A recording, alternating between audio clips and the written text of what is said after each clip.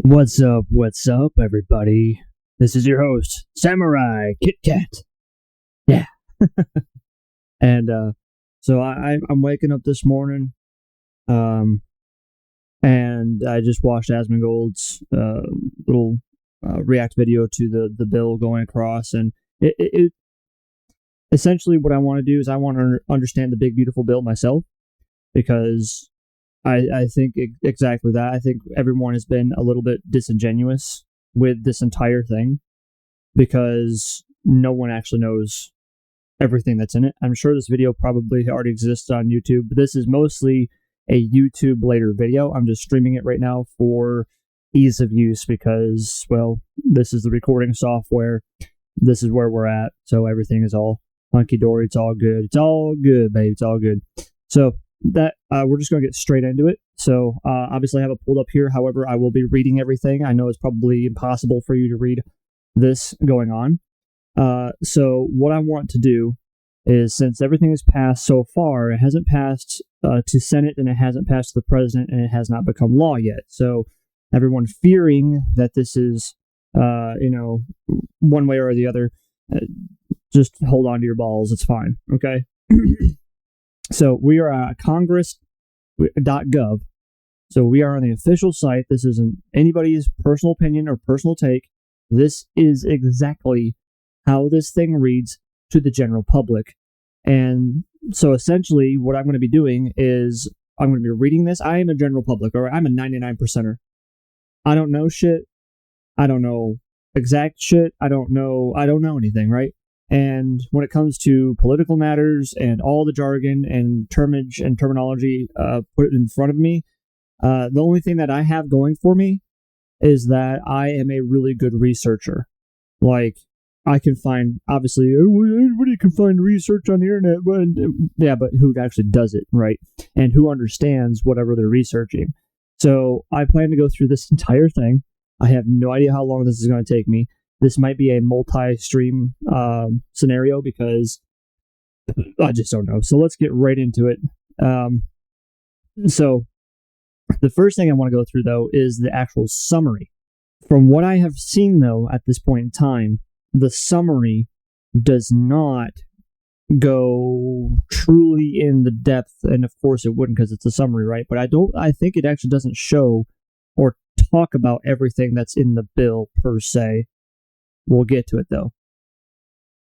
So, shown here, passed a 5/22/2025, so May 22nd, which I don't know.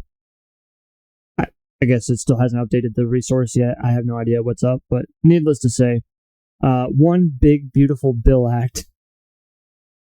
That's impressive. Let's see here. So, this is the summary as it reads. The bill reduces taxes. Okay. Reduces or increases spending for various federal programs. So whatever those programs are going to be completely dependent upon whether I personally believe that the increase or decrease of that spending is a good thing. Increase the statutory debt limit. So this happened now before you're like, oh God, we're going to have more debt. Every single presidency, every single party that has ever been involved with just everyone, every single president, every single Congress, every single member of Senate, everyone increases the debt limit. It's required. It's required. You have to increase the debt ceiling because you don't want the government to have shutdowns.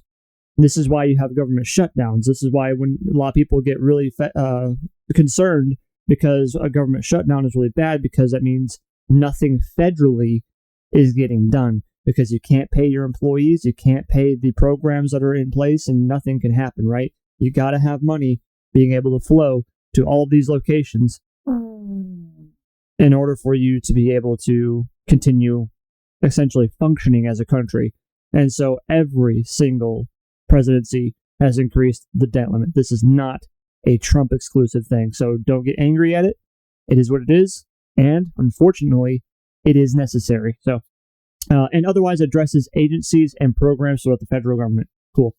It is known as a reconciliation bill and includes legislation submitted by 11 House committees pursuant to provisions in the fiscal year of 2025 Congressional Budget Resolution, H. Congress Resolution 14. So there is some context here, but we're not going to read into that because it should be labeled out in the entirety of the bill that we will be reading today. So we'll skip that.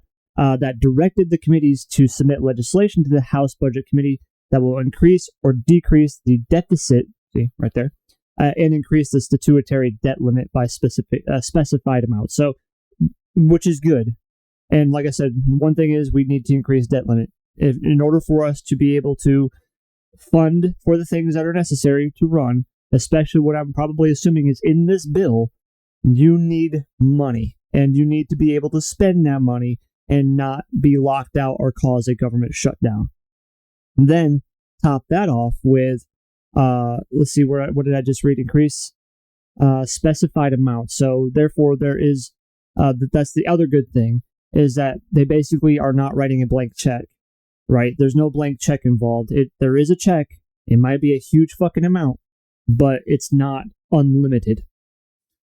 Reconciliation bills are considered by Congress using expedited legislative procedures that prevent a filibuster. Wow. And restrict amendments in the Senate. Holy shit, now that's big.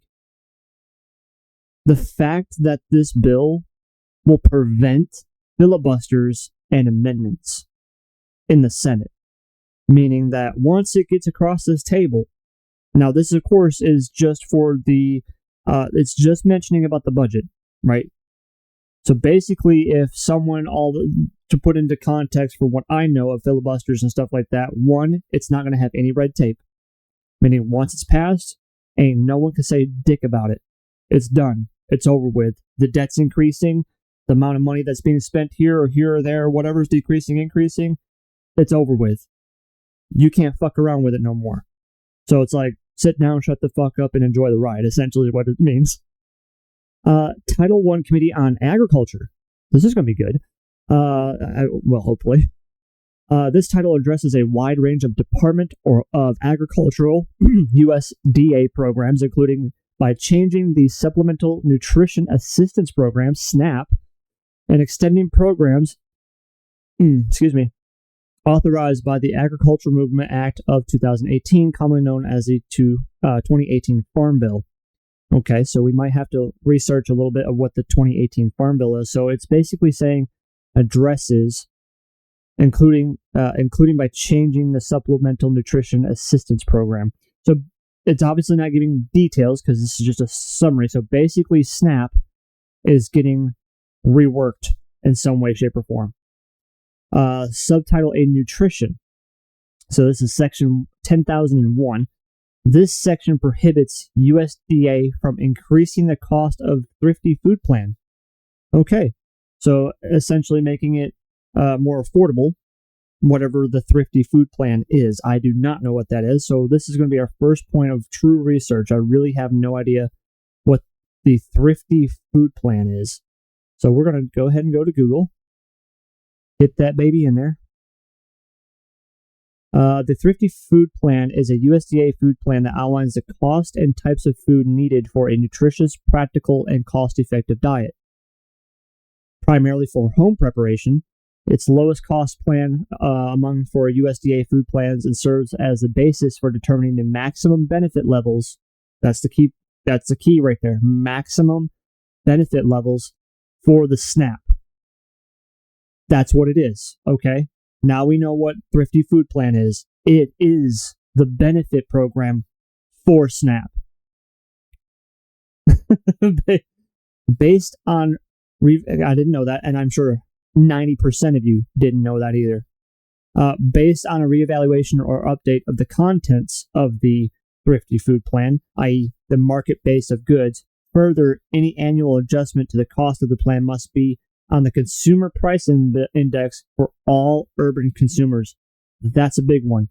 All urban consumers, meaning the people that are affected most by inflammatory food costs. So essentially what it's basically saying is that, let's read it one more time. Further, any annual adjustment to the cost of the plan must be based on the Consumer Price Index. So essentially what it's saying is like, you cannot increase the price of food or increase the SNAP program or decrease it in one way or shape or another. It must be able to be used in an urban environment where food costs are the highest. And so it's like, okay, look, let me give you the example. It costs $10 for an apple in California, right? But it only costs in LA. So we had to still stay in the state of California because it won't be relevant anywhere else. So it's $10 for an apple in LA. But in an outside little small podunk town in California somewhere, it's only $2 for an apple, right? SNAP is going to be $10 for that apple because it needs to consider an urban consumer. All right. Someone that lives out in the country is not an urban consumer. So the price of food out there is not as much. It is, however, in the cities that are most affected by inflammatory pricing. And so SNAP is going to be able to help those individuals with paying for groceries, as it's stated here for home. Where did it say that? I read it not too long ago, which was for mostly in-home things. So like I said, mostly groceries. As background, USDA created TFP, the cost of purchasing a nutritionally adequate low-cost diet, which is used to determine maximum monthly benefits under the Supplemental Nutrition Assistance Program, SNAP. USDA calculates the cost of the TFP each year to account for food price inflation. See, look at that. I might know something. I might know what I'm talking about. I haven't read any of this shit, by the way. This is not pre-read. This is nothing. I seen Asmongold's reaction thing. I seen the stuff, and again, I think the fact that nobody fucking knows what this is, I'm gonna be that guy. I'm gonna go ahead and just read it and figure it out. So I was right. It's because we need to make sure that people can still afford food during times of inflation and things like that. So this is a big W. It's a big W. So people that actually need food can get food. Maximum allotments are set to the monthly cost for a 4-person family, adjusted for family size under a provision of the 2018 Farm Bill. USDA must reevaluate the market basket of goods every 5 years based on current food prices, food composition data, consumption patterns, and dietary guidance. Big W. I would maybe want to see it done a little sooner than every 5 years. But if inflation essentially gets to, I don't know how inflation as far as like its trajectory goes, but if the percentages are not like crazy within 5 years, then I could see why. Maybe that's why they picked 5 years. But me personally, I would do a reevaluation every fucking year. I don't know why you wouldn't. I mean, some of it says, of course, you under must reevaluate every 5 years, monthly allotment cost. So they still do like a monthly thing. Maximum allotments are set to a monthly cost based on a 4-person family. But don't get worried if you have 6 kids or something like that, adjusted for family size. So once you submit your application for SNAP, and you tell them, okay, here's my proof, because you're going to have to provide proof that you have 6 kids and your husband and you yourself, the wife. So, that's 8 people. So your SNAP will get adjusted for your family size, which is fantastic. So still more W's. Damn, what's this shit with stuff? I got things that are on my arms of my chair that you don't see, and it keeps falling off. Coffee time. All right. As background, USDA created the TFP. Never mind. Already read that. I'm sorry. That's what happens when you take your eyes off of paperwork. All right, 10,002. This section expands the applicability of work requirements for SNAP recipients who are able-bodied adults without dependents. Okay. As background, these SNAP recipients have work-related requirements in addition to the general SNAP work registration and employment and training requirements. That's a W and an L. because it depends on what this really truly means. What it's basically saying is you need to be able-bodied and you need to be working. That's a W, of course, because in order for SNAP to be effective, essentially these people need to be able to get into the workforce and be able to provide for themselves at some point in time. SNAP, like many other federal programs, okay, this might ruffle some feathers, SNAP isn't an assistance program. It's to help people who are struggling for a limited amount of time. It's kind of the same concept as unemployment. I get fired from my job or I quit or something like that, but usually when you get fired, because it's ass backwards like that, but if I get fired for whatever reasons, because some states have, Tennessee, you can get fired for no reason. If the manager doesn't like how you smell, they can fire you. To my personal opinion, fucking retarded. But it is what it is. What I'm getting at, though, is unemployment only lasts for 6 weeks. You only get 6 weeks out of a year for unemployment. And unemployment sucks. You get a maximum, I think, of like $235 a week for unemployment, which doesn't afford shit. Really, if anything needed reworking, I think unemployment needed reworking. But digressing from that to get to the point, it's an assistance program. It's not meant for you to suck it dry and to continuing to suck off the government tit and for you to eat food and eat however you want and grab a bunch of shit that doesn't have any nutritional value whatsoever, like probably even like cereals and stuff like that, unless it has essential vitamins and whatever. These things are not meant for you to live off of. Okay, that is the number one thing people need to understand about government-funded programs. None of them. None of it. Any program you can think of, you are not supposed to be surviving off of it. It is just to assist your dumbass to getting a job, getting where you need to go, and everything. And I love the fact that this is able-bodied because it's just, it's hitting home the point that this is for those people. If you are disabled, you are in an entirely different category. You're not part of this. You shouldn't be part of SNAP because you are not an able-bodied person. And so you have a separate program through disability and so on and so forth, which are survival measures for those that cannot provide for themselves. So, again, things that people they just don't understand how this works. I do to some degree, but it's just one of those things where, like, what I'm saying is, yeah, let's continue forward, shall we? I think everybody gets what the hell I'm talking about. If you don't, you might qualify for disability. Work registration, employment, and training requirements. Yeah, specifically, the section amends the exemptions to this requirement. First, the section applies the work requirements to adults who are not over 65 years old. Why do we have 65 years old here? That's retirement age. So obviously, you getting retirement is a government benefit.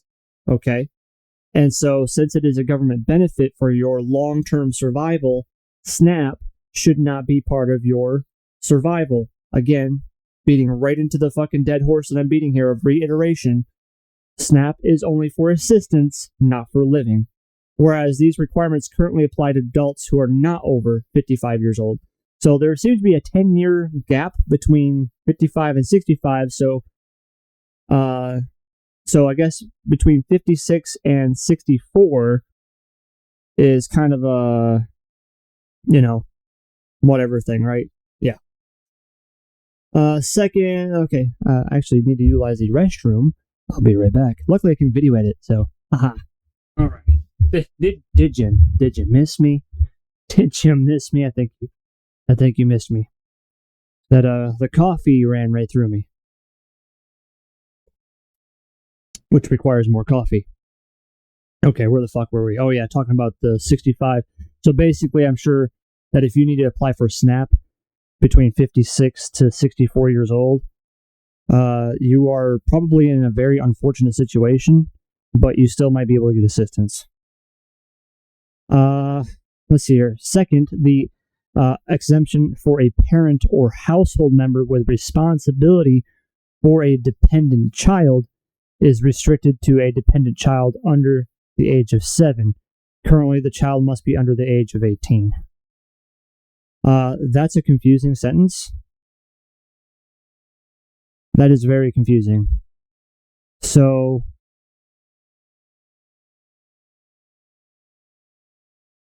let's go back up a little bit. Specifically, the section amends the exemptions to this requirement. Amends the exemptions. So first, applies to the working adults who are not over 65, whereas these requirements currently apply to adults who are not 55.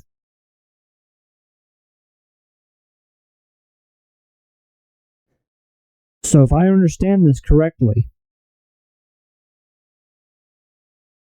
this means that when you say amend, which means you changed, so the first section applies to the requirements for adults who are not over 65 years old.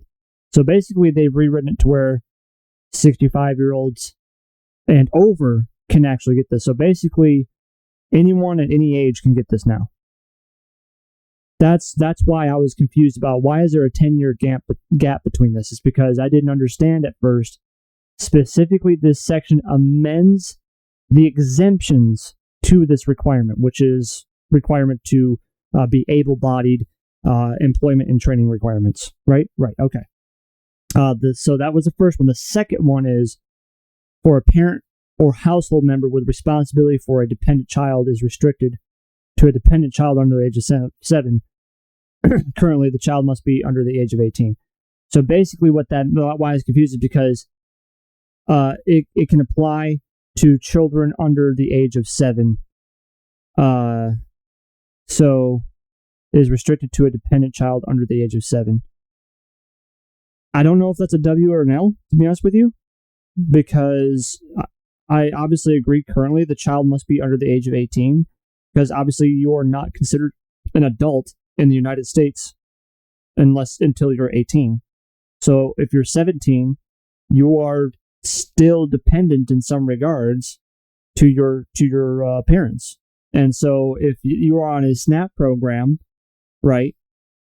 So basically what it's saying is that you will only be considered for SNAP if your dependents, so your children, are under the age of 7.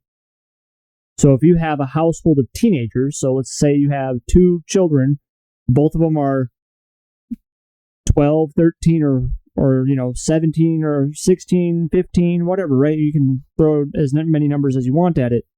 But if they are not under the age of 7, this doesn't apply. Interesting. That's what I'm understanding now, right? I don't think I read that wrong. I'll read it one more time, and you can take it for your own. The ABWD exemption for a parent or household member with responsibility for a dependent child is restricted to a dependent child under the age of 7. That's the amendment. Currently, for SNAP, the child must be under the age of 18. I'm going to just say that's an L. I don't believe that if you're going, because this doesn't make sense, right? So the first one is requirements currently apply to adults who are not over 55 years old. So you're going to increase the benefits to be able to be given to 65 years old, because it says to adults who are not over 65. So you're going to increase the age by 10 years. Okay, that's what's happening. They're increasing the age by 10 years from which you can apply for SNAP. That's a W, because that gives more people options, right? That's the best part. But you're going to turn around and decrease the age by 11 years, and that you can continue to have SNAP as far as be considered a dependent. I don't think that's good. That's not good. You should be able to be 17, still living with your parents, because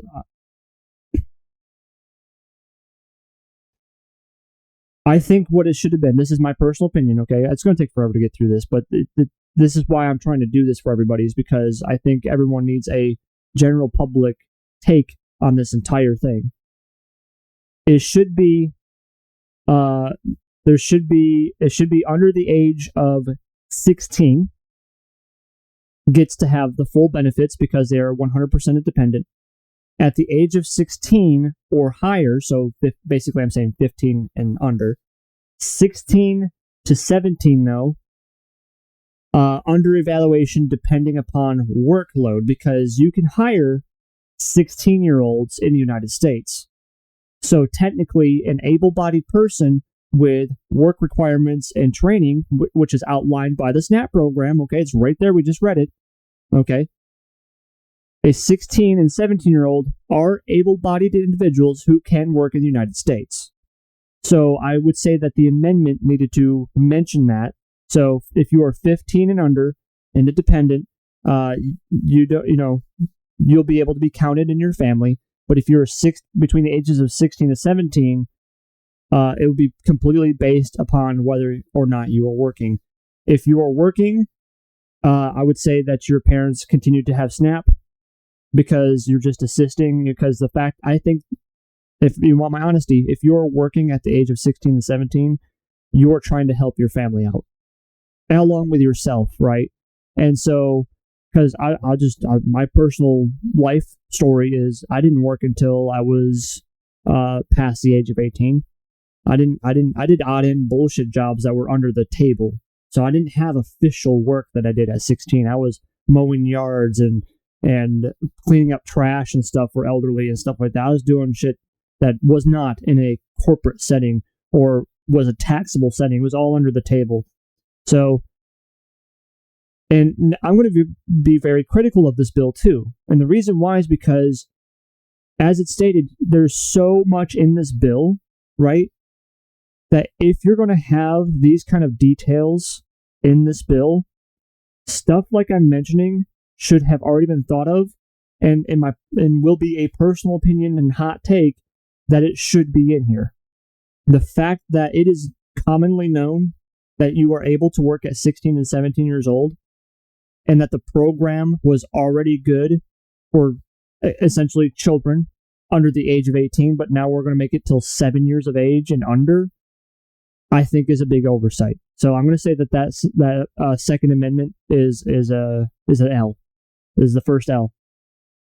This section includes an exemption for a person who is responsible for a dependent child, who is 7 years of age or older, and married to. Okay, hold on. Let me read this.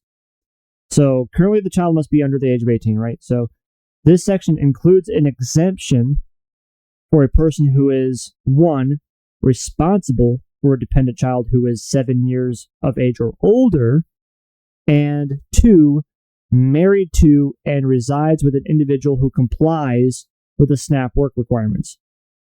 So the workaround that they're doing here for this, again, kind of another little L, is that there's stipulations for having SNAP if your kid is older than 7 years old, and you must be married.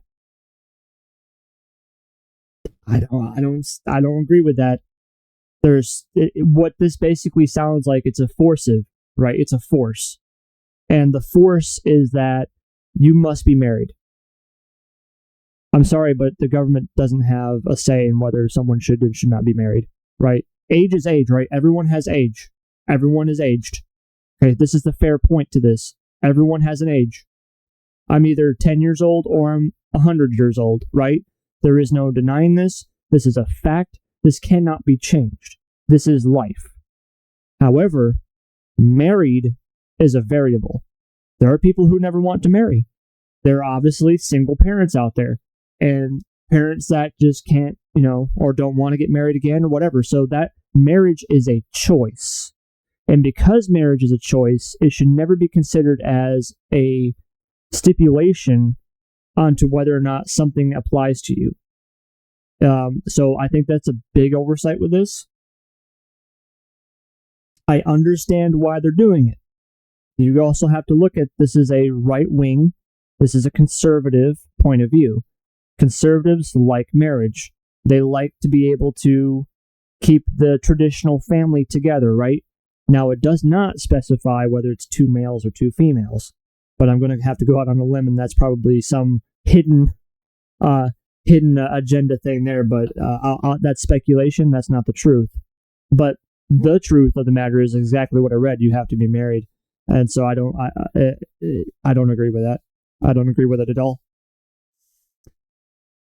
In addition, the section specifies that current exemptions set to sunset on October 1st, 2030 will sunset. These exemptions from the work requirements are for homeless individuals, veterans, and certain foster care individuals, those who are 24 years old or younger and were in foster care on the date of attaining 18 years of age or a higher age. Exemptions set to sunset on October 1st will sunset. These exemptions from the work requirements are for homeless, veterans. So from what I understand, they're basically making it to where homeless people cannot utilize SNAP, veterans are not utilizing SNAP, and certain foster care individuals cannot use SNAP either. You may think that sounds bad, but really what it is, I'm a veteran, right? I'm a veteran, but I'm able-bodied. I can work. I obviously do work. And so if something were to happen, I can apply for SNAP because I qualify for those things if something were to happen where I needed assistance with getting food. It's basically what it's trying to do here, and this may sound like an L, but it's neutral. It's not a W and it's not an L. The reason being is because it's essentially trying to take away titles and entitlement for certain individuals to be able to utilize SNAP just because of their title, right? As example, let's just say I have a job and I'm working, which is true. That's what I'm doing. But I have the title of veteran. And so therefore I should be able to apply for SNAP because I'm a veteran and get those SNAP benefits. No. Just because of my title, just because of who I am or who I was, I should not be able to suck the life out of a government program. And that's what this is saying, okay? That's the layman's terms. Just because you say that you're homeless doesn't mean you're going to get SNAP. Just because you say that you served in our American forces doesn't mean that you're going to get SNAP. And certain foster care individuals, basically they're saying adults, foster adults. Just because you are a fostered adult doesn't mean that you're going to be getting SNAP. You must be able-bodied, working, and have and training. So I'm leaning a little bit towards a little bit of a W, right? I mean, just a smidge, like a tiny little smidge towards a W, just because someone's title or how they identify should not be a factor in whether or not they qualify for a government-assisted program. Hot take. There you go. Section 10,003. This section modifies the waiver program's allowable state exemptions. Under current law, a waiver program allows state exemptions based on an area having an unemployment rate over 10% or an insufficient number of jobs. The section amends the exemption to require the unemployment rate to be based on the rate for the county instead of the area. Okay. Further, the section repeals that provisions that allow a state exemption if that area does not have a sufficient number of jobs. So essentially what it's saying is like, let's just say, Davidson County, right? So Davidson County encompasses, if I remember right, it encompasses Franklin, Brentwood, Nashville, Tennessee. I think there's like 8 or 9 different areas within Davidson County. And so what it's basically saying is like, just because a little town has no jobs or is at 10% unemployment or doesn't have enough jobs or whatever, that's only going to be taken into consideration to the whole. meaning if in Davidson County, because it's saying this specifically, it says county, but if everyone collectively within that county is not sitting at 10% unemployment or not enough jobs, then it's not going to be something that you can, I guess, for as far as the states, because let's just read it one last time. Programs allowable state exemptions. So I don't know what those state exemptions are, but obviously every state works as an independent in its own way, shape, and regard to SNAP and other government programs too, and what may qualify you under those state benefits. But so basically the government's saying, though, that it must be taken based on the rate of the county instead of the area. So essentially a state can't look at a small town and say, hey, you're struggling a little bit there, let's see if we can help you out.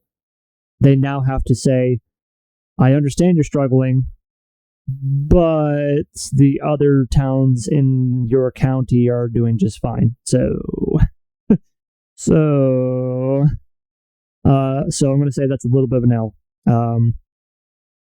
However, I think the reason for this is to get a more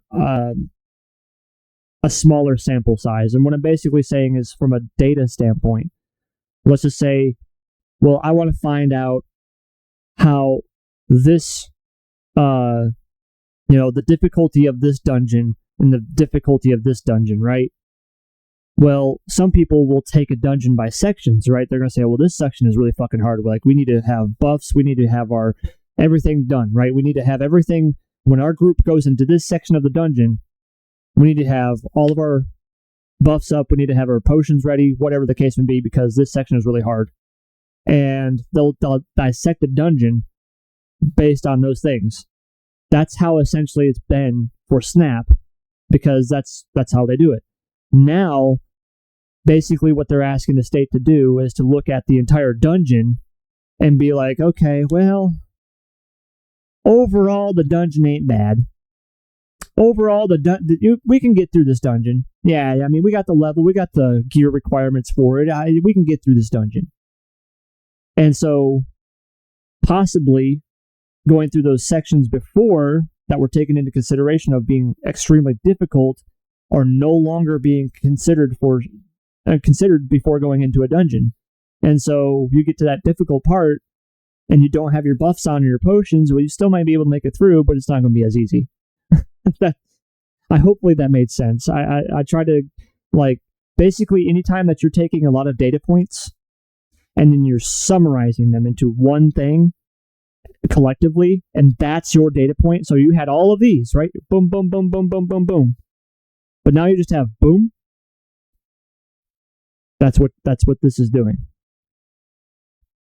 Under current law, a state agency may exempt up to 8% of SNAP recipients from the ABAWD work requirements for each fiscal year. All right, so under current law, so this is currently, SNAP, state agencies may exempt 8% of SNAP recipients. This section reduces the percentage of exemptions a state agency may provide each year so that the average monthly number of exemptions does not exceed 1% of covered individuals, i.e. SNAP recipients and certain individuals who were denied SNAP benefits due to their work requirements. Damn. This is a crackdown. This after reading up until this point, this is a crackdown is what this is. Basically what the government is doing and what this big beautiful bill is doing for SNAP recipients is, you better fucking work, you better be of age, you better qualify for this shit, or you're not getting it. And I don't mind some harshness, right? And I think to go with what a lot of people are saying, Asmongold, I don't know if Tectone even does this shit, but probably what anybody else will go through and say is like, what has happened in these past 4 years has been extremism on the left-hand side. And essentially what we've been experiencing is a pendulum effect. Whereas the pendulum swung this way, and it swings this way. Now, what does a normal pendulum do? A normal pendulum will start from the top, go like this, and eventually settle, right? Because that's how gravity works, that's how physics work, and eventually you become balanced, right? That's how this is how this all works. So, however, it is the opposite when it comes to politics. So, for 4 years before, so the first Trump administration, we swung a little bit up to the right? But then during the Biden administration, the pendulum swung way up to the left and practically broke the fucking clock. Now, it has swung so far to the right that it smacked the clock again on the other side. So we are breaking the clock with pendulum swings on a political scale. And essentially what you're getting is you had the left extremism for the last 4 years.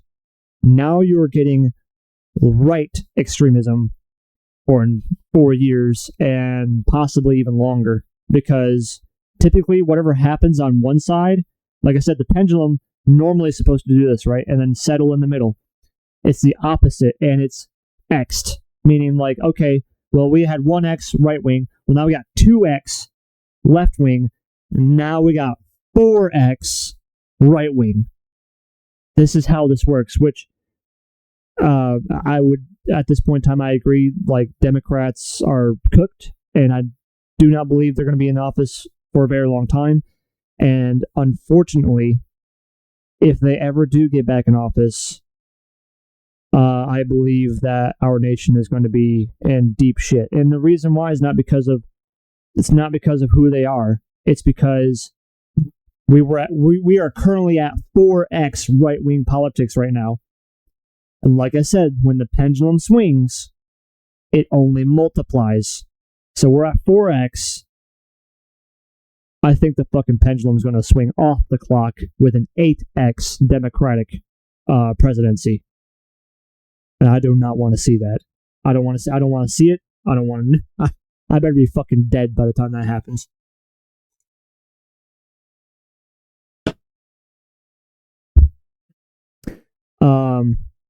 So yes, this is what this is. It's a major crackdown from individuals siphoning from the government, and essentially, as it states here, basically, if you don't qualify, you don't get it. There is no exemptions. There is no looking at you in a different light. If you do not qualify, you do not fucking qualify. That's what they're basically saying. All right, Section 10,004. This section limits the availability of the Standard Utility Allowance, so the SUA, for determining SNAP income eligibility. Okay. Standard Utility Allowance. I didn't even know that existed. What the fuck is that? More research! So, the Standard Utility Allowance is a predetermined amount used to estimate a household's utility cost when determining eligibility and benefit levels for programs like SNAP. Okay, so basically they're estimating how much your utilities could be, or should be, based on the size of your house. Or used to estimate a household's utility cost. Okay, a household. So basically they'll take your address and how many individuals live in the household, not the house itself, household, and then they're going to estimate what your utility is, which I don't like estimations. Estimations are terrible because it's a variable, right?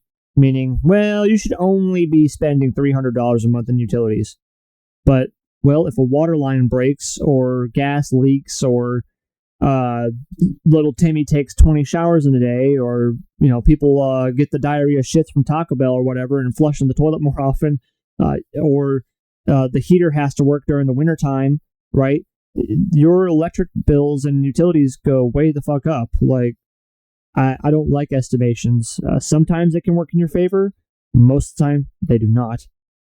So essentially, SNAP eligibility, specifically only households that include an elderly or disabled member, may be considered automatically eligible for the Standard Utility Allowance based on participation in the Low Income Home Energy Assistance Program or a similar energy assistance program. There's a little bit to unpack with this. So essentially what it's saying is like elderly and disabled people are only going to be considered for this eligibility to get the standard utility allowance. Okay. Understandable. Okay. Again, they're trying to make it to where you, as a mother of 4 that's single and you're not working because you're surviving off of childcare, I'm going to tell you exactly who this is going after. This is going after single parents who have multiple children, who receive childcare, which is 99% of the time a female.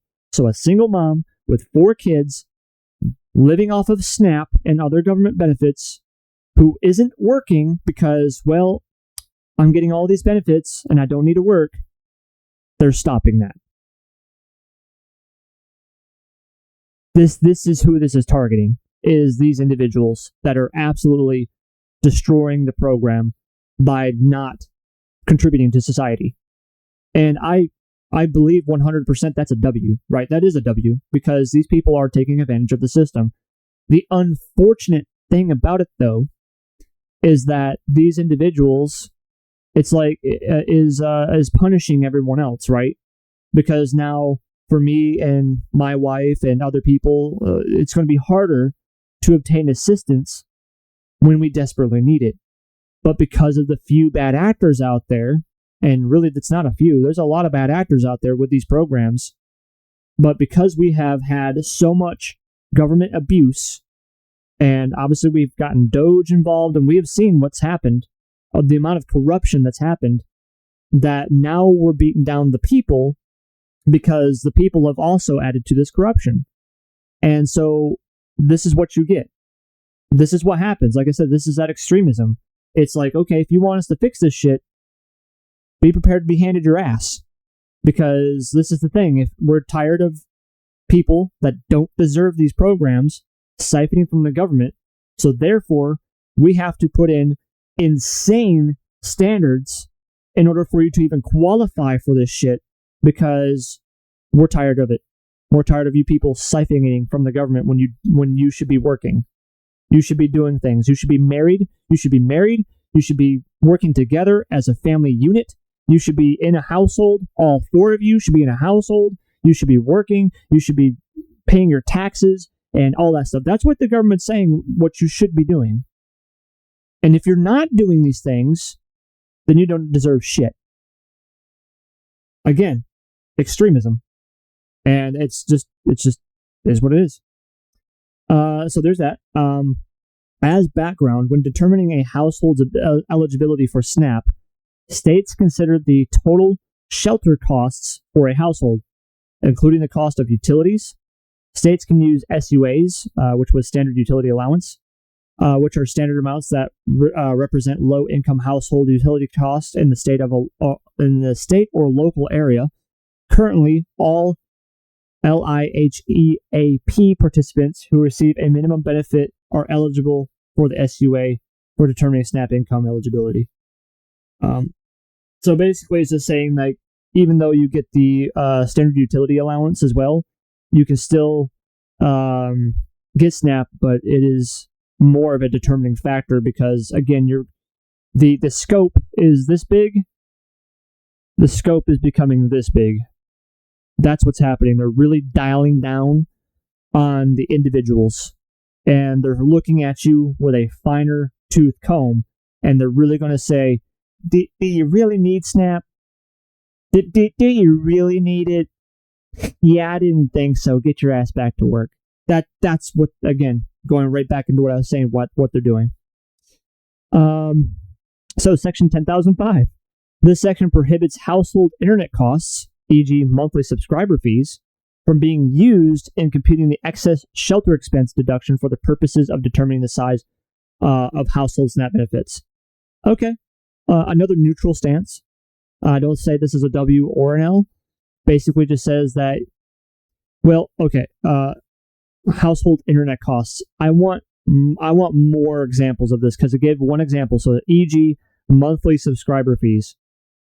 I'm going to go out on a limb before knowing what the actual details are, but the fact that they used this example in the summary is probably what this means. It means that your Netflix, your Disney Plus, your Hulu, your Crunchyroll, or whatever else that you pay via internet resources that require internet resources, your MMORPG subscription, none of that is going to be helped. Like, oh, you can't put that in the cost of living because those are optional things, right? Those are things that you chose to pay for. And so if you want to continue to pay for them, Snap will not be paying your Netflix subscription. That's a big W. Because the fact that that is even in this bill means that that's what people have been doing. And that's a big W, because that's going to cut down on a lot of costs. Because I guarantee you, Karen, with her 4 children as a single mom, not working, eating up childcare from her ex-husband and other government programs such as SNAP, is calculating Netflix and all these other fucking things into her standard utility allowance, and she's getting paid for it. No longer. Sorry, Karen. Not going to happen. 10,006. Sorry. Before I move on, though, when it says this section prohibits household internet costs, like I said, I use an example, but the wording here, household internet costs, the internet itself is a cost, right? So therefore, is the internet being considered? My personal opinion, I believe it shouldn't be, because the internet, in my personal opinion, is absolutely required. I don't believe that you could argue the point of, well, you can just use your cell phone's data, right? You can just use your cell phone's data plan. It's fine. No. I want to have access to Wi-Fi. I want to have access to internet in my own household, because I need to do stuff. And a lot of government programs, require online resourcing. So I can't imagine that they wouldn't include internet costs in your standard utility allowance. But that's why I want more language on this, because using this language here and then an example does not exempt that language from being true. I want to see it. So for the most part, a W, but if it does also mean internet in general is also not factored in, that's a no. 10,006. This section establishes state matching fund requirements for the cost of SNAP program allotments. Currently, the state match is 0%. Beginning in fiscal year 2028, any state that has a payment error rate that is less than 6% must contribute a 5% match for the cost of SNAP programs. Oh my God. That is huge. That is enormous. And I didn't actually even know this. So currently, states don't have to pay for SNAP program allotments? How was that never a thing? This is I guess you could say, well, it's a government-funded program, so the government's completely, responsible for it, right? Well, a state is also an enacting part of the federal government. It just acts independently. And so to not ask the 50 states to not chip in for SNAP is stupid, because that doesn't create an accountability.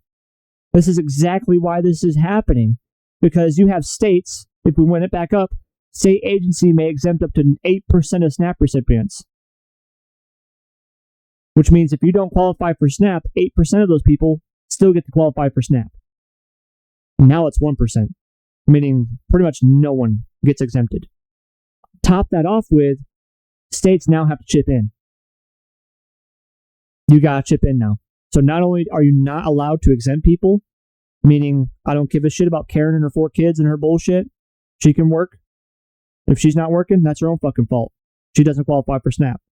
Top that off with, whoever is on SNAP, you're going to help us pay for it. And so that's going to make states also be accountable and more reluctant to just exempt people to give them SNAP, because they're going to have to pay for those individuals. I mean, it's 5%, but that's 5% more. than what they've ever paid. And I don't know how many SNAP recipients there are in the United States. Let's take a look. How many SNAP recipients are in the U.S.? I don't have ChatGPT or anything like that. Wow. 41.9 million people. Holy fuck. This represents about 12.5% of the U.S. population. Oh my god, we're fucking cooked. 12%? 12.5%. God damn. And now the states will be responsible for 5% of that money. But see, here's the thing. That number is about ready to drop. So we're going to be this is my prediction. I bet when this goes through, so 41.9 million people. Now, this is from April 2023, so it's a couple of years old, but so there's probably more people than that now. Let's just say 45 million people, which would be probably a straight up 13% of the population, right? I bet you it's going to go from 13% to 3%. I guarantee you these new programs and the fact that the states have to be more accountable, the states cannot exempt people, and there are harsher requirements for you to be able to even be considered for SNAP, it's going to drop 10%. It's going to absolutely just blow these individuals out of the water, and it's going to get them back working. So basically what the government is doing is putting 10% of the population of the United States back to work. And you know what? That's fucking fantastic. Granted, the means about doing that, a little harsh, but again, when you abuse a system for so long and you have extremist, leftist propaganda and movements for the past 4 years, and now we have extreme conservative right-wing politics for the next 4 years, this is what happens. Okay.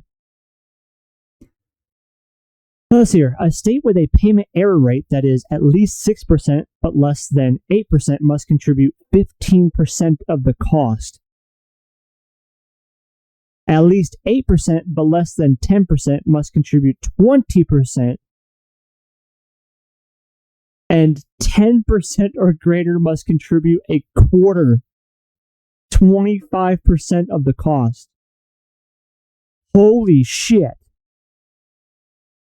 Now, layman's terms, basically what that means is when you get audited as a state of your SNAP program and there is an error, meaning that you have not been paying in, right? You have let's just read this again. This section establishes state matching fund requirements.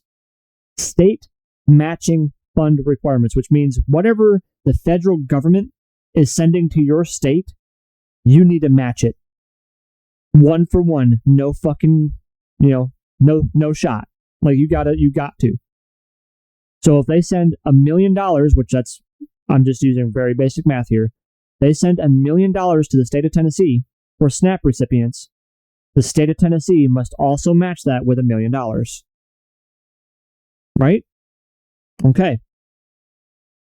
But if the state of Tennessee does not put up $1 million and is one of those percentage rates, then they must contribute 15, 20%, and 25%, meaning the government wants to send $1 million. Well, Tennessee is now responsible for 1.2 million or all of it, and the federal government sends less. So let me try and help out real quick here. I don't want to confuse you. So $1 million from the federal government, right? It is found the state of Tennessee did not pay their fair share of $1 million. So, based on these percentages, let's just say the highest one, which is 25%, right? What is 25% of $1 million? It's $250,000. That's why I'm using simple math. So $250,000, the government is going to ask from itself So that means it's only going to send $750,000 to the state of Tennessee, and the state of Tennessee must put up $1.25 million. That's it. It's basically punishing the state for not matching the federal rate. Nice. Section 10,007. This section reduces the amount that USDA may pay a state agency for administrative costs for the operation of SNAP to 25% of all administrative costs from the current 50%. So they're just cut in half, thereby increasing the state share of administration costs from 50% to 75%. And in the layman's terms of everything I've been talking about so far when it's coming to the state, it's accountability. Basically, the federal government is saying, we'll still have the SNAP program, but the SNAP program is going to have a lot of requirements, and they're going to have to be followed. And there are going to be no exceptions. And if you want your people in your state to be on SNAP, you're going to have to put up some fucking money. And if you don't put up the money, you're going to pay for it. And on top of that, if you want to have people in your state be on SNAP support, then you're going to be paying the upfront cost of it. You're going to be paying all of the paperwork fees, everything. The federal government is basically doing this.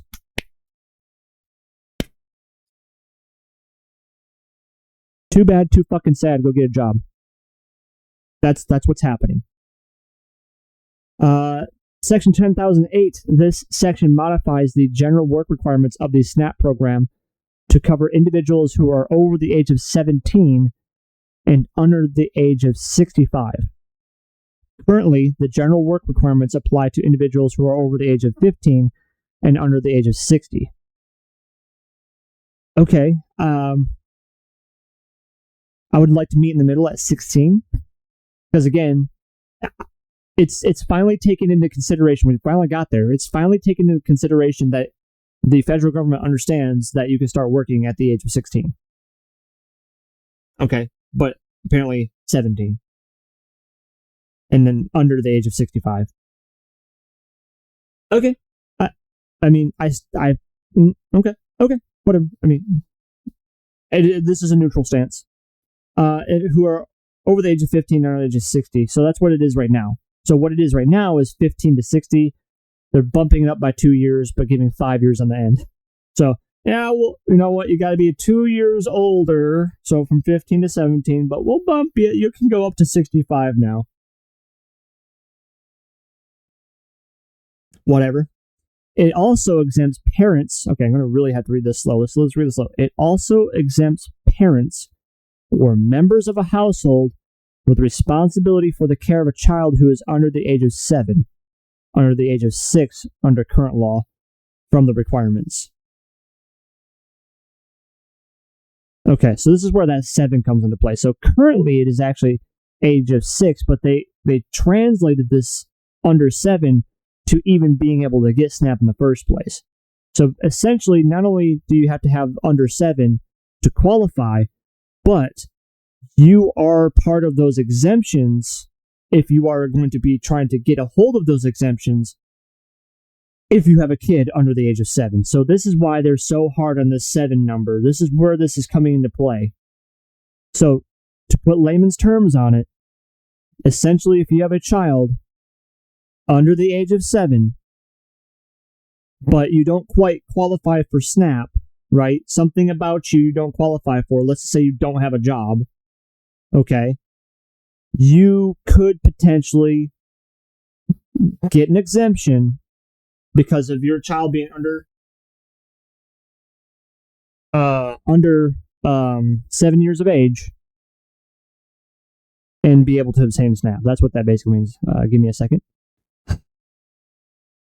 My place of business. My place of business is just dumb. Let's continue. All right.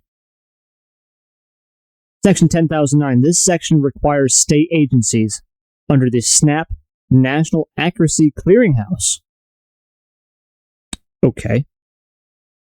to use each indication of a multiple issuance of SNAP benefits to prevent multiple issuances of other federal and state assistance program benefits. Oh, man. Oh, no way.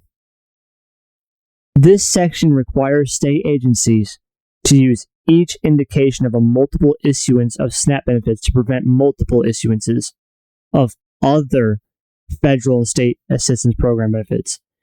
Damn. Which means if you have SNAP, you're probably not going to get WIC. You're probably not going to get food stamps or other things, right? Like, this is what this basically is. It basically says you can't double dip, triple dip. You can't put your hand in multiple cookie jars. You get one. One. And that is it. Damn. That's big. That's a W. That is actually a W. That's going to stop people from, again, corrupting and taking advantage of a system that is meant to assist you, not for you to fucking live off of. Section 10,010. This section reduces the tolerance level to $0 for a state to exclude small SNAP payment errors in the calculation of payment error rates. They don't even get a fucking margin of error. Oh my god. So if you're a fucking dollar off, it gets counted against you.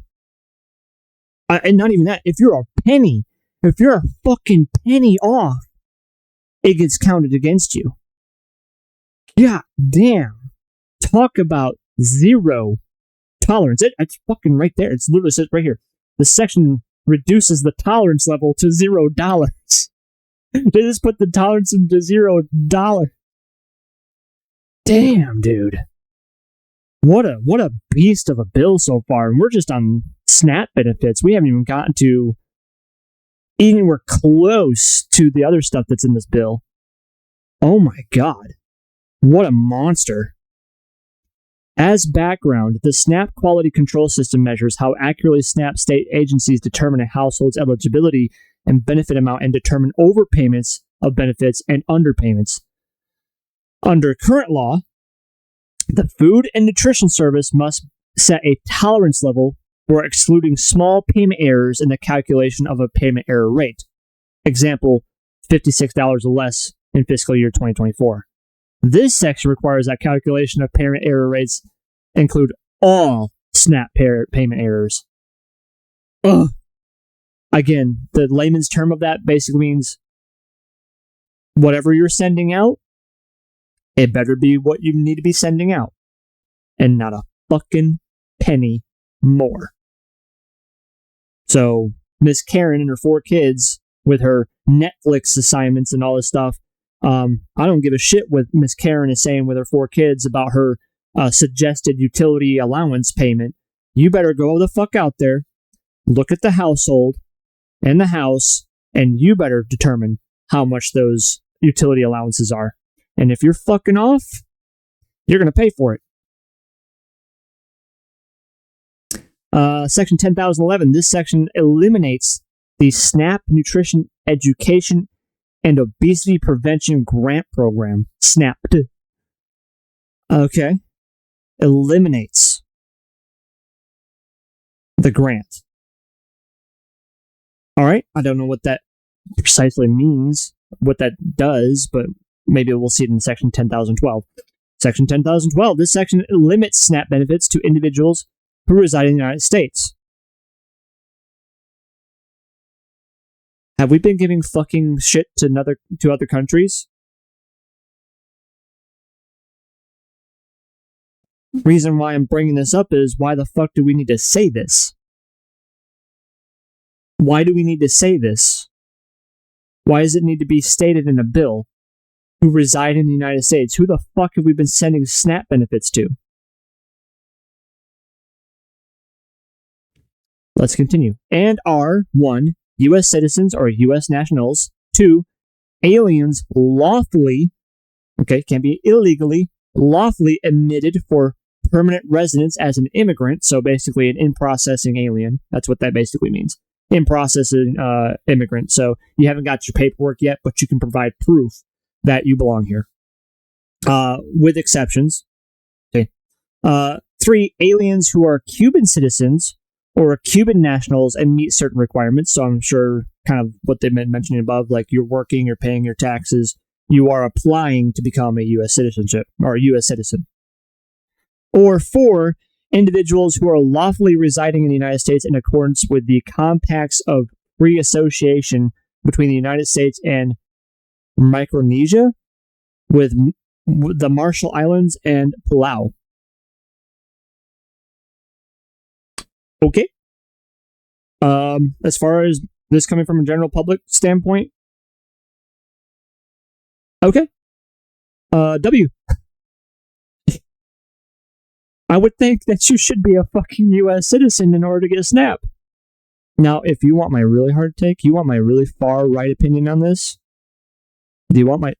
Do you want my far right opinion on this section right here, 10,012? I think you can cut a lot of this shit out. Let me read it how I would have it. This section limits SNAP benefits to individuals who reside in the United States and are U.S. citizens. Fuck the rest of them. There's my extremist, conservative, right-wing opinion. Fuck the rest of them. Because here's the thing. I don't give a shit about your immigration. You came to the United States. You chose to live here. And you are doing your best to integrate here. 1, you need to be an asset to my society. 2, you need to pay your fucking taxes. 3, I don't believe that you should qualify for any government assistance. Because why? You should have already prepared yourself in order to live here in the United States.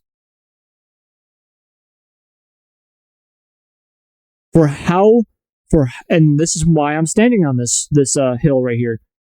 For how fucking hardcore and zero tolerance that they are putting the SNAP program in this bill, for how crazy this SNAP bill iteration is, why are we even bending to any immigrant, to any persons outside of the United States, or persons who is trying to become a citizen?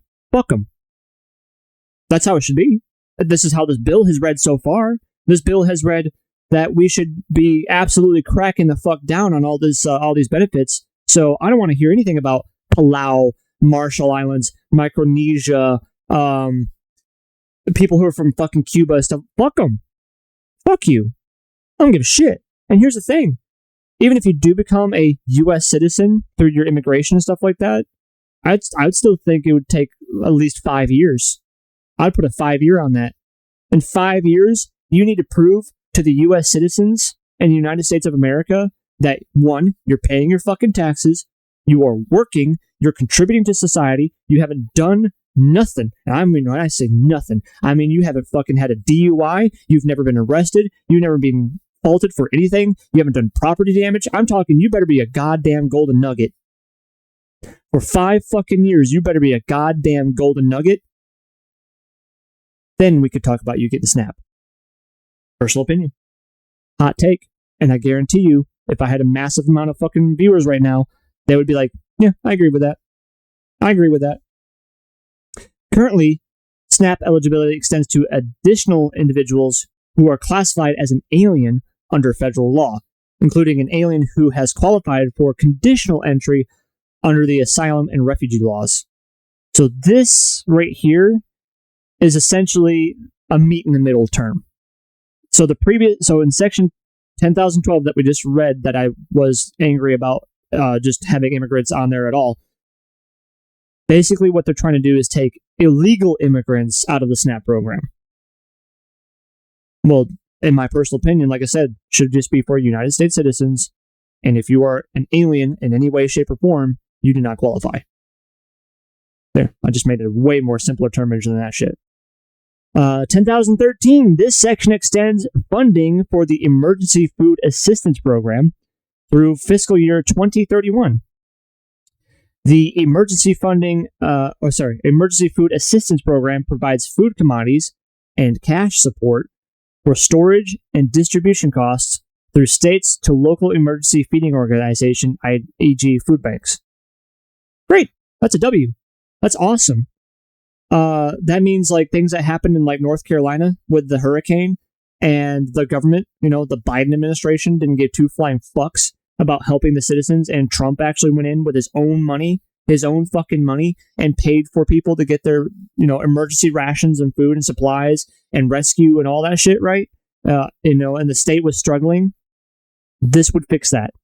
So essentially, now we have an emergency food assistance program, and it has cash support and storage and distribution costs through state to local emergency feeding organizations. Big W. Huge W. Subtitle B, investment in rural America. Subtitle B, investment in rural America. Okay, I think we went through... Yeah, so that right there, ladies and gentlemen, that is the first section of this bill. The first summary part of this bill, which is the... in Title 1, Committee on Agriculture, this is Subtitle A, Nutrition. Which is interesting. Which is... I don't think they should have called it nutrition. This title has been nothing about nutrition. It's been about government food acquisition is what this should have been called. Government food acquisition, meaning that the programs that are put in place by the federal government can no longer be taken advantage of. That is my summary. My summary of the first section of this bill in agriculture is you no longer can take advantage of food allocation government programs, i.e. SNAP. There you go. There's that. That will be the... I'm going to have to probably... Let's see, how long has it taken me to do this one section? Oh my god, an hour and 20 minutes. Of course, I've had some things. So I'm going to have to break up this series. This is going to be a series. I'm going to have to break up this bill into multiple episodes. So yeah, if you're watching this on YouTube, yeah, this is going to be some shit, because this is going to take forever. From me reading it, so that way you all are hearing it, and plus me giving my personal opinion as a general public 99% citizen, right, that doesn't know a whole lot of information about this stuff, it's going to take a minute to get through. But I will do my best to get through this fucking bill. I can't promise. I don't even know if I'm going to be able to get through it for the whole fucking day. God damn. And I want to do my artwork too. Like, I'm primarily focused on my artwork, but I'm kind of doing this until my wife gets up and stuff. So, because we got some things we need to do with our dog, and so I don't want to get ingrained with my artwork, and so I just chose this to do. Okay, I wanted to stream this morning just to give me something to keep my mind off of shit, and here we are. So this is the next subtitle. So we went through subtitle A, which is basically zero tolerance on the SNAP program. Now this is subtitle B, investment in rural America. Okay, my first opinionated thing about hearing that is that we are trying to upgrade rural America. That's what it sounds like. Let's see. So, section 10,101. This section amends and extends commodity support programs. For example, the section extends the price loss coverage program, the agricultural risk coverage program, and dairy margin coverage through crop year 2031. It also modifies various requirements for the programs. The section also extends the suspension of permanent price authority through crop year 2031 for commodities other than dairy, and through December 31st, 2031 for dairy. Further, the section addresses programs and issues such as marketing loans, disaster assistance, the sugar program, sugar crush, or sugar rush, yeah, sugar rush, federal crop insurance, the livestock indemnity program, and the establishment of a poultry insurance pilot program. Okay, All right. For example, this section provides for a number of changes to dairy margin coverage, which include changing the definition of production history to remove the consideration of production at the time the dairy operation first registered in participant of the DMC program. Setting production history for the DMC program as the highest. Okay. Setting production history for the DMC program as the highest annual milk marketings for participating dairies during calendar year 2021, 2022, or 2023.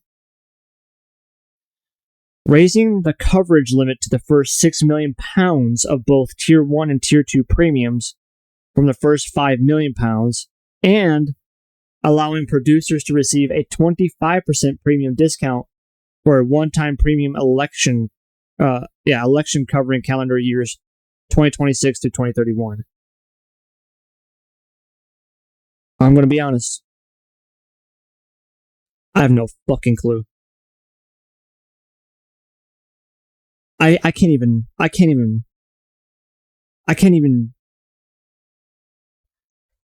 give a take. I can't even give a take on this. What the fuck does that mean?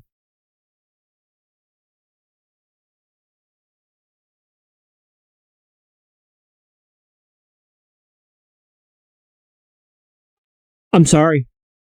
I don't know. I don't know. Section 10102. This section reauthorizes and extends funding for the following programs: the Grassroots Source Water Protection Program, Voluntary Public Access and Habitat Incentive, Feral Swine Eradication and Control, that's huge.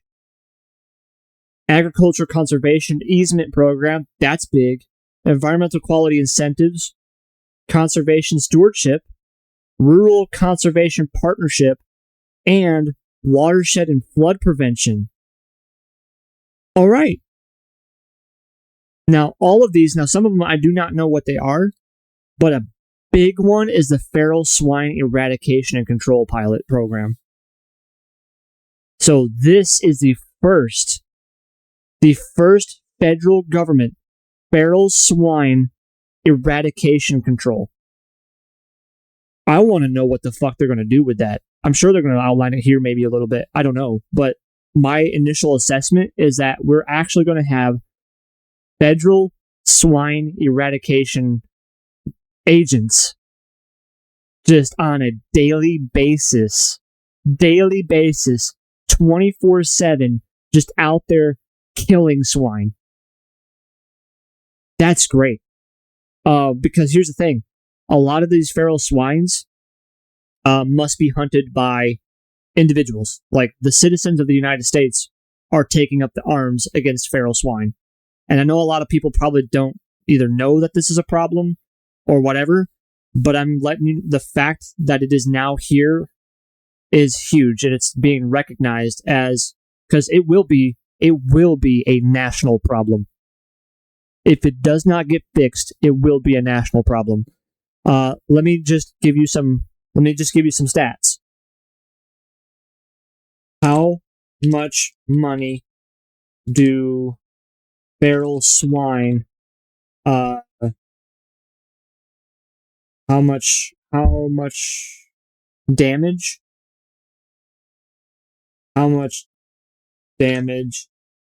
do feral swine do in the USA? Feral swine cause an estimated $2.5 billion every year in crop damage.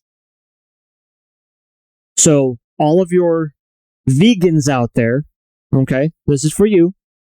All of you vegans out there, well, all of your shit is getting eaten by pigs. Literally Karen hogs are out there eating your munchies and crunchies. And this is why your avocado, salad, Caesar Supreme, basic bitch bowl, right, that you get, costs $25. is because 2.5 billion in damages every fucking year from feral swines. Imagine if we can get rid of that damage. That is $2.5 billion a year that the federal government will be saving because these pigs no longer exist. They're fucking gone. And the other good part about this too, it's a double W, because these pigs now will be able to be sent for slaughter, and we can actually generate a lot of pork product.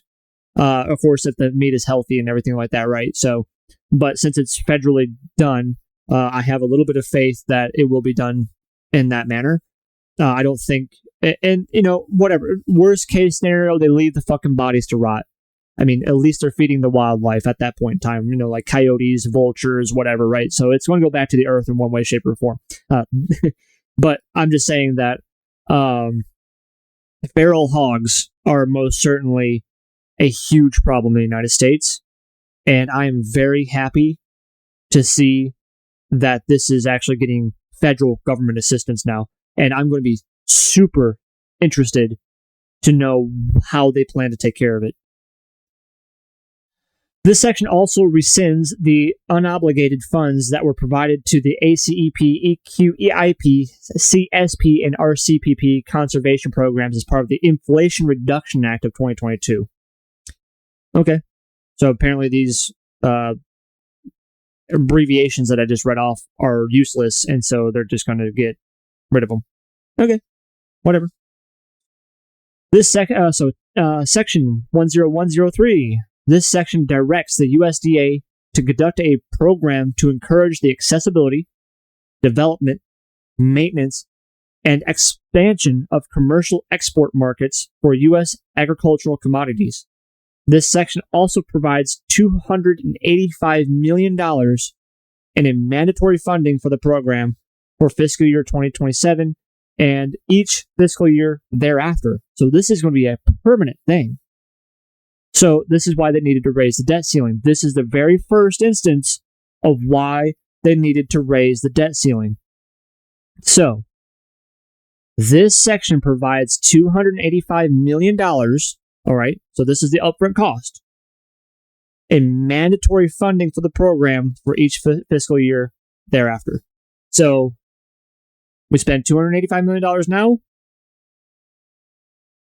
And I don't know if we're going to spend $285 million every year. I'm not sure exactly if that language suggests that. But if it's only $285 million up front, and that's it, which is what I'm kind of understanding, this is a huge W. Because what basically is happening is we're going to destroy the feral swine. We're going to make back $2.5 billion. $285 million of that is going to go towards this program, which is now that we're going to be producing a shit ton more crops, we're going to be able to export more crops and make some big fucking dinero. Make some big fucking money. This is a big money situation. Big W. Big W. This section is my favorite section so far. I like the snap section. It's a little harsh, but overall, I like the snap section because it is accountability and it's cracking down on people misusing it.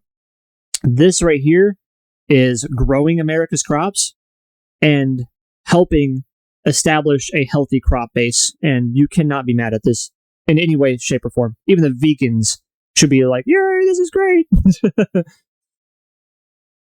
Okay, so for example, this section provides specified funds to the 1890 National Scholars Program for fiscal year 2026 for student scholarships. Okay, this National Institute of Food and Agriculture program provides grants to 1890 institutions, i.e. historically black colleges and universities that belong to the U.S. land grant university system for students who intend to pursue a career in the food and agriculture sciences. This is awesome. This is great. This basically means that the United States wants to actually train farmers. Because here's the fucking thing, right? And I'm even in this category. Asmongold's in this category. And every wannabe fucking streamer out there is in this category. We're not growing food. Okay? All of us millennials, Gen Z, and most certainly Gen Alpha are going to be so technologically focused and uneducated and unknown with how the real world works. You want to know who grows our food right now? Boomers. They ain't got much life left in them. There is a few Gen Xers, of course, and of course there is a few millennials too, but it's fewer and fewer every year. And so, if we don't find a way to bring farmers into the mix and increase our farming output, we're going to have a bad time. We will starve. We will have an extinction event. And we are preventing that. This right here is more important than any fucking climate change bullshit. This is more important than probably most other things. Because if we cannot provide food for ourselves, and we have to rely on other countries to provide us food, it's going to be expensive. Your food is going to be next to not even possible to fund for. Or we're going to have to find a scientific alternative, which we've already kind of done, which is the impossible burgers, right? Like, it's a burger, it tastes like a burger, but it's made out of plant-based material, right? You will never be able to enjoy a steak ever again. You will never be able to enjoy an actual salad. Your vegetables, everything you know and love, if you want to taste it, you're gonna have to be a 1%er in order to taste it. That is the importance of farming. I don't know what video games you played where you didn't have to farm in order for your citizens to live, but every fucking game, every game that requires survival, you farm. You farm in Minecraft, you farm in Rust, you farm in every fucking game that's out there that's a survival game, right? Okay. Take farming out of those games, and you still have to survive somehow. Are you going to live? Maybe, maybe not. But that's the point. We will experience a starvation extinction event if we cannot get farmers back out and train the younger generations on how to farm and the importance of farming. And the unfortunate part about this is it may need to be even easier than it is now. Maybe, maybe not. I don't know. Farming is a very technical job and is completely reliant on environmental things or whatever. But obviously, the more farms that you have, the more allowance that you get for things not going right, such as droughts, pest invasions, feral swine, stuff like that are destroying your farmlands. Well, if you get more farmlands, then you have a bigger cushion to survive. But I won't talk about it much more because we got a lot to go through, but we need farmers. This section provides the Specialty Crop Research Initiative with a $175 million in mandatory funding for fiscal year 2026. Currently, the program is funded at $80 million each fiscal year. So basically, we're doubling and then some for the program initiative for crop research. This is great. Why? Yeah, I know GMOs kind of suck, right? Everyone's like, oh my God, it's genetically modified. Well, here's the thing. We need to do it. Because again, if these programs fail, right? These programs fail, and we don't have farmers coming into the mix, new age farmers who are growing American crops. We need to find a way to grow crops with those fewer farmers. So pest preventative fruits and vegetables, and pest prevention can grow in any fucking environment. Like, let's say we are experiencing a drought, but the corn still grows because it's been modified to take the least amount of fucking water. Like, it's practically a fucking cactus. Like, it doesn't need any water. It still grows, right? This is the kind of research that's probably being put into play because, again, if these other programs fail, we need to be able to come up with something so that way we can continue to grow crops and survive. I think a lot of people really dismiss the agricultural field and really need to wake the fuck up and understand that maybe we need to put the fucking, mouse and keyboard down and go outside and plant a fucking tomato plant or something, right? And hey, I can't be a hypocrite. I haven't done that much, but I'm also not a hypocrite either because me and my wife do grow some plants from time to time. It's not always a thing, but we do it from time to time.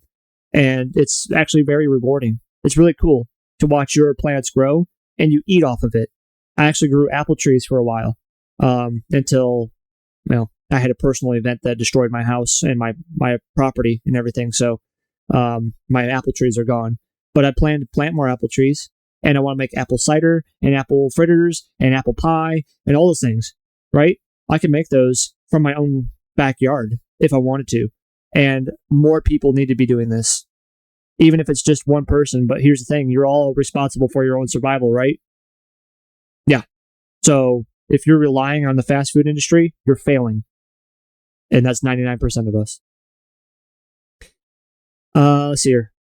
This section also provides funding for competitive grants to assist in the construction, alteration, acquisition, modernization, renovation, or remodeling of agricultural research facilities. Fucking fantastic. So far, this entire section has been a huge fucking W. Huge W. Like, this is brilliant. Section 10105. This section extends and modifies the Secure Rural Schools program. Okay. Under the existing SRS program, states and counties containing federal land may receive payments from the U.S. Forest Service or the Department of the Interior, respectively. This section extends the authority of the Forest Service and Interior to 1. Calculate and provide payments to states and counties under the SRS program through fiscal year 2026, and 2. Initiate projects using funds provided by the program through fiscal year 2028. It also extends the deadline to obligate those funds until the end of fiscal year 2029.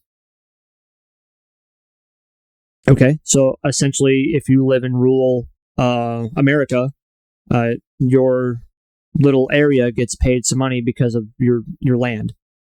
I'm sure it's because of agricultural development. So, yeah. Gotta take a breather. Sorry. This is a lot of shit. This section rescinds specified unobligated funds that were provided by the Inflation Reduction Act of 2022. So basically, this, if you don't know what the Inflation Reduction Act is, let's see if we can get a summary. Son of a bitch. Did I just fuck that up? I think I just fucked that up. God damn it.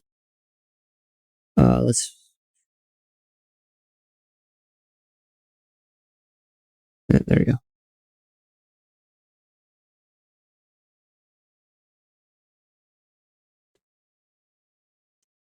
Let's see here. The Inflation Reduction Act, a U.S. federal law focused on reducing the federal budget deficit, lowering prescription drug prices, and investing in domestic energy production and climate change initiatives. Yeah, so this was a Biden thing, Biden administration thing. So focus on reducing federal budget deficit, which they didn't do. In fact, they raised it. Lowering prescription drug prices didn't happen. Investing in domestic energy production also didn't happen because they cut our ties with Russia at the point in time. And yeah. And climate change initiatives, which I said is bullshit. So, fantastic. So, the funding is cut for it. It's gone. For 1, competitive grants for non-federal forest landowners, and 2, state and private forestry conservation programs. So, good stuff. Section 10106. This section reauthorizes and extends funding for the bioenergy program for advanced biofuels, i.e. Advanced Biofuel Payment Program through fiscal year 2031. The program provides payments to fuel producers to support and expand production of advanced biofuels, i.e. not derived from cornstarch. Okay. Cool. Advanced biofuels. I'm interested. So this is something new. The only thing that I know of that we have right now that's bio is biodiesel. And that stuff is nasty. All right. Biodiesel, if you've never handled it, don't ever touch it. It is very, I don't want to say the word toxic because obviously all fuels are toxic, but what I'm trying to say is like, it smells terrible. It's sticky, tacky, nasty. It's hard to clean if you spill it somewhere. Biodiesel sucks. So it's going to be interesting what kind of biofuels that they're actually trying to come up with that doesn't involve corn. Interesting. And I think this is a good direction. Now, this may seem like nothing to you, but the fact that all of our gas, right, 90+% of our fuel uses corn, right, which is ethanol, right? So 10% ethanol, that's what you see in our, so you said, like you see E85 or E1085 or whatever. The E is ethanol, and ethanol is derived from cornstarch. So if we're trying to develop a new biofuel that does not involve corn, I'm going to be interested to know what that is. Hopefully it's better than corn, because it tears up your vehicle's shit. So it is what it is. Section 10107. This section provides additional funding for the Plant, Pest, and Disease Management Disaster Prevention Program for 2026 and each fiscal year thereafter. Fantastic. It's just exactly as I said. They're trying to get rid of all this bullshit, such as locusts, aphids, caterpillars. I mean, there's beetles, oh my god, beetles are really bad. But locusts are probably the worst. And I mean, and then on top of the feral swine, basically we're going to war against Mother Nature. That's what's happening. This is a declaration of war against Mother Nature. This section provides additional funding for the Specialty Crop Block Grant Program and each fiscal year thereafter. Under the Block Grant Program, USDA provides grants to the state departments of agriculture to enhance the competitiveness of specialty crops, i.e. fruits, vegetables, tree nuts, dried fruits, horticulture, and nursery crops, including floriculture. Competitiveness of specialty crops. Enhance the competitiveness. I think this is a twofold. One, you probably will receive better state funding for better crops. So therefore, it is in the state's interest to have better crop yield than another state. And that's just friendly competition. Likewise, for exports, remember, we had exports if you didn't remember. So for exports, our crops will be more desirable, and more people from around the world are going to want to buy our crops. So that is also competitiveness. This section also reauthorizes and extends funding for organic production and market data initiatives. Okay. This section reauthorizes and extends funding through 2026 for USDA to carry out for modernization and improvement of international trade technology systems and data collection on imports of organically produced agricultural products accepted into the United States. Big W. Just likewise, we're trying to export stuff, things coming in, we're going to be wanting to catch if there's any bad apples. Literally. The section also reauthorizes the Organic Certification Cost Share Program, which provides cost share assistance to producers and handlers of agricultural products who are obtaining or renewing their certification under the National Organic Program. Okay, so basically help out the farmers get their shit back together. Okay, making sure that they're still licensed to do what they need to do. This section reauthorizes and extends funding through fiscal year 2026 for multiple crop and pesticide use survey of farmers. The USDA Office of Pest Management Policy conducts this survey to collect data for risk assessment modeling and mitigation for an active ingredient. Great. No more cancer on our fucking agriculture, on our agriculture. Because this is the thing, like, obviously pests are a big deal. So if we find a preventative way to get rid of pests, but not hurt the citizens of the United States, because I don't know if it was Ortho. I think it was Ortho had a big problem because their stuff was found to cause cancer if you ingested it. And so there's a lot of people that possibly, even myself and everybody who's watching this, has probably eaten a crop and didn't wash it off appropriately, with a lot of water. Hell, I would have probably fucking scrubbed some soap on it, but did not wash something from produce and ate Ortho pesticide and potentially have a cancer-carrying ingredient inside of them. It's not good. It's not good. It was not good. Luckily, they caught it, but again, a lot of people probably ingested it. Section 10108. This section increases funding for the National Animal Health Laboratory Network. Nice. Specific increase in funding are also provided to the National Animal Disease Preparedness and Response Program. Beautiful. and the National Animal Vaccine and Veterinary Countermeasures Bank. Fantastic. We always need more help with this, basically making sure our cattle are healthy, especially in the poultry where the avian bird flu and the H1N1 virus from pigs and stuff like that. Basically, what this is going to do is create a faster response time to sick animals and prevent the spread of those diseases and viruses, and just ensure that the livestock is healthy. Who doesn't want that? Section 10108, we just read that one.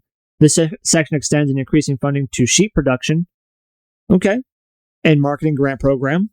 This program seeks to strengthen and enhance the production and marketing of sheep and sheep products in the United States. Interesting. Just the fact that they're just calling out sheep. I guess we just don't have a whole lot of sheep. And this makes sense because I'm more apt to see cows than anything else. Hell, I think I see more goats than I do sheep. So I'm going to assume the reason why they want sheep and more of them is because of the wool industry, clothing, fiber programs, stuff like that. And if we had more sheep, then we could make more clothing locally. We wouldn't have to be buying designer fucking clothes or clothes from China. We would just make our own clothing. So that's cool. That's just a speculation. I don't really know why they're calling out sheep specifically, because as far as a meat-bearing animal, sheep are pretty low on the spectrum.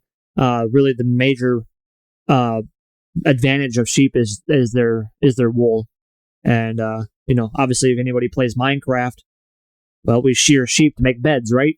Okay, there you go. Want some more beds? Get some sheep. This section also extends is that Prima? I don't know if it's Pima or Prima Agriculture Cotton Trust Fund through December 31st, 2031, which provides assistance to reduce the economic injury to domestic manufacturers resulting from tariffs on cotton fabric that are higher than tariffs on certain apparel articles made of cotton fabric. Nice. So, so basically what they're saying is we tariff the shit out of China for their bullshit cotton fabric shirts, the white little shirts that they make for us. And we're going to make them here in the United States now. But we understand that we got to get it ramped up, right? We got to get this ramped up. So we're going to assist you in developing domestically until you can get to a point where you are now making money and are not in the red. Look at this. Agricultural wool apparel manufacturers. Now we know why the sheep are involved. Trust fund through December 31st, 2031, which provides assistance to reduce the economic injury to domestic manufacturers resulting from tariffs on wool fabric that are higher than tariffs on certain apparel made from wool fabric. So this is why the sheep are coming into play. Because we don't have enough sheep domestically to be self-sustaining. Wool Research and Promotion Program, which provides grants to assist U.S. wool producers with improving the quality of wool and developing and promoting the wool market. So we're getting away from cotton. We are becoming sheeple. Literally, we are becoming sheeple. Woohoo! And emergency citrus disease research and development trust fund, which funds a program that aims to bring together scientists to find scientifically sound and financially sustainable solutions to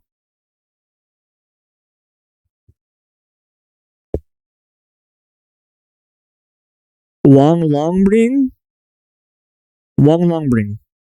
i.e. citrus greening, a bacterial disease spread by an insect that feeds on citrus. I didn't even fucking know that was a thing. Keep pressing fucking buttons on my fucking keyboard. Fucking piece of shit. Fucking fuck. Wow. Okay. Where was I at right now? Fuck, man. Fuck. Watershed. Schools.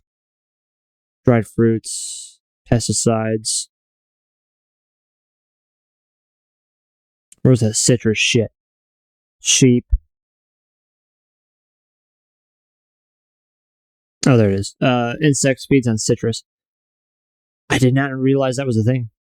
Insects that feed on citrus. Okay. Great. Fantastic. Again, more protection for our farms and agriculture. So Title II, Committee on Armed Services. So that was it. That was the full agricultural section. So that's everything that they're doing agriculturally wise. They're telling Karen, a single mom with her 4 kids, to go get a fucking job and start paying for your food. The government's done paying for it.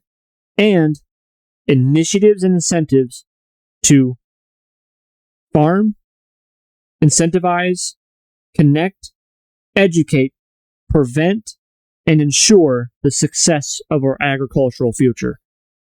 That is fucking huge. That's the biggest W so far. Obviously, we've only read the first title, so Title I, Agriculture. There were some parts I disagreed with the SNAP program, but ultimately, I like the idea of it in its entirety, which is just a crackdown. It's a crackdown and zero tolerance. And then as far as the whole thing of the rest of this, is fantastic. Fantastic. So, that being said, I might just make each title into its own video, because how long has this been? This has been almost 2 hours. I don't know. I might have to break it down by section. I think it'd be a lot easier for people to ingest if I break it down by section. So the SNAP section and then the agriculture initiative section. So yeah, I think that would be it. Let's see, what time is it? 7:33 in the morning.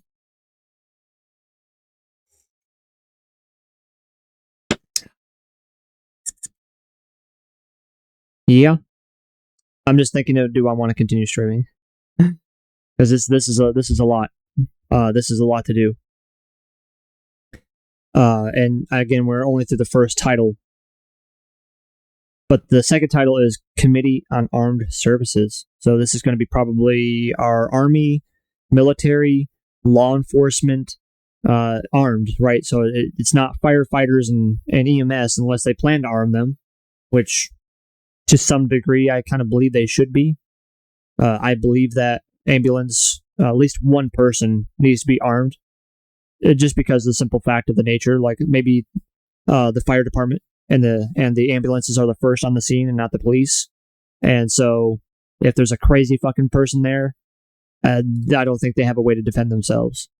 So, I mean, that's just a personal take. But yeah, I'll probably end off the stream for a little bit, get myself resituated. I got some things I want to do, take care of. And this is the first section of the bill. I cannot believe I put myself through this. But hopefully, it has been good for everyone to understand some things, and again, take my personal opinion on it, on some of the things, because I'm looking at this as a 99%er. I'm the general public, and so far, I'm pretty impressed.